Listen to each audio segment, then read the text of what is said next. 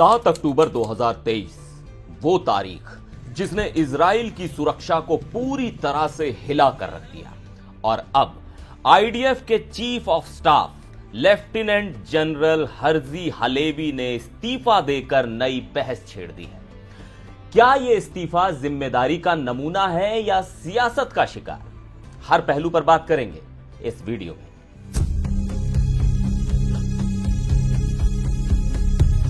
नमस्कार, मैं हूं सिद्धार्थ प्रकाश और आज की कहानी है इजराइल की राजनीति और सेना के बीच की खींचतान की। यह कहानी सिर्फ एक इस्तीफे की नहीं है, बल्कि उस दर्दनाक हमले की है जिसने इजराइल की सुरक्षा व्यवस्था पर कई सवाल खड़े कर दिए। और साथ ही यह कहानी है नेतन्याहू सरकार के दांव पेंच की। तो आइए शुरुआत करते हैं इस बड़ी खबर से।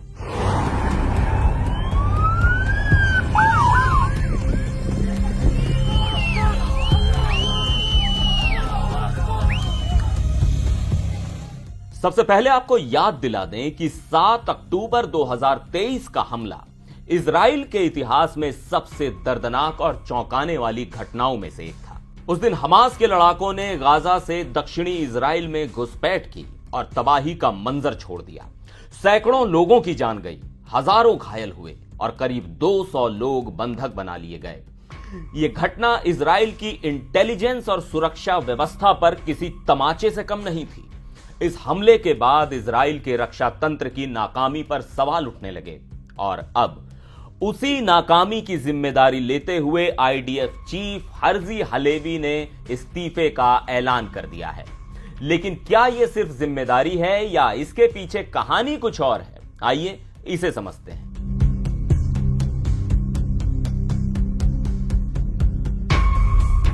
हर्जी हलेवी ने प्रधानमंत्री बेंजामिन नेतन्याहू और डिफेंस मिनिस्टर इजराइल कैट्ज को एक चिट्ठी लिखकर कहा कि वो 6 मार्च 2025 को अपने पद से इस्तीफा दे देंगे।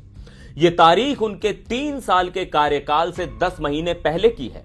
अपने बयान में उन्होंने कहा कि वो 7 अक्टूबर की असफलता की पूरी जिम्मेदारी लेते हैं और यही वादा उन्होंने अक्टूबर 2023 में किया था। लेकिन यह इस्तीफा सिर्फ जिम्मेदारी का सवाल नहीं है। हलेवी ने इस दौरान अपनी उपलब्धियों का भी जिक्र किया। उन्होंने बताया कि कैसे उनकी लीडरशिप में आईडीएफ ने सीरिया में असद शासन, लेबनान में हिजबुल्ला और ईरान जैसे बड़े दुश्मनों पर दबाव बनाया। हाल ही में गाजा में हमास के साथ बंधकों की रिहाई के लिए बड़ी डील हुई, जिसमें 94 बंधक अब भी वापस लाने बाकी हैं। अब जरा इस इस्तीफे के पीछे की सियासत पर नजर डालते हैं।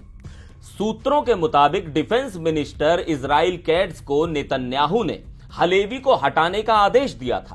कैट्ज ने यह काम नवंबर 2023 में डिफेंस मिनिस्टर बनने के बाद शुरू किया।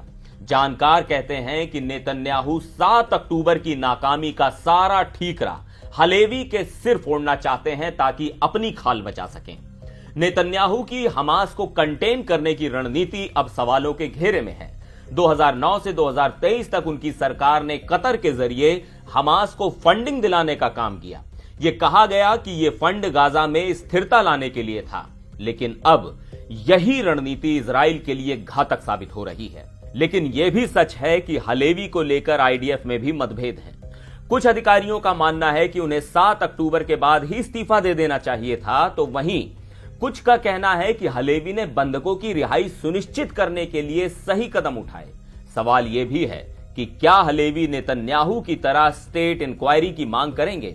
उनसे पहले इंटेलिजेंस चीफ अहरोन हलेवी ने अगस्त 2024 में ऐसा किया था। हलेवी ने कहा है कि वो अगले 6 हफ्तों में 7 अक्टूबर की असफलताओं पर आईडीएफ की रिपोर्ट फाइनल करेंगे। साथ ही वो आईडीएफ को मजबूत स्थिति में छोड़कर जाना चाहते हैं। मौजूदा सीज फायर और स्थायी शांति की संभावनाओं पर भी वो ध्यान देंगे। लेकिन बड़ा सवाल यह है कि क्या नेतन्याहू और हलेवी के बीच की ये तकरार इजराइल की सुरक्षा व्यवस्था को और कमजोर करेगी?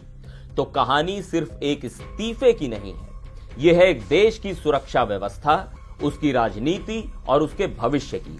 हर्जी हलेवी का इस्तीफा जिम्मेदारी का प्रतीक है या सियासत का नतीजा, ये तो वक्त ही बताएगा। लेकिन 7 अक्टूबर का हमला इजराइल के लिए एक सबक बन चुका है। आप इस पूरे मामले पर क्या सोचते हैं? क्या हलेवी को पहले इस्तीफा देना चाहिए था या नेतन्याहू को अपनी जिम्मेदारी लेनी चाहिए? हमें कमेंट में अपनी राय जरूर बताइए। वीडियो को लाइक करें, शेयर करें और हमारे चैनल को सब्सक्राइब करना ना भूलें। फिर मिलेंगे किसी और खबर में, तब तक के लिए नमस्कार।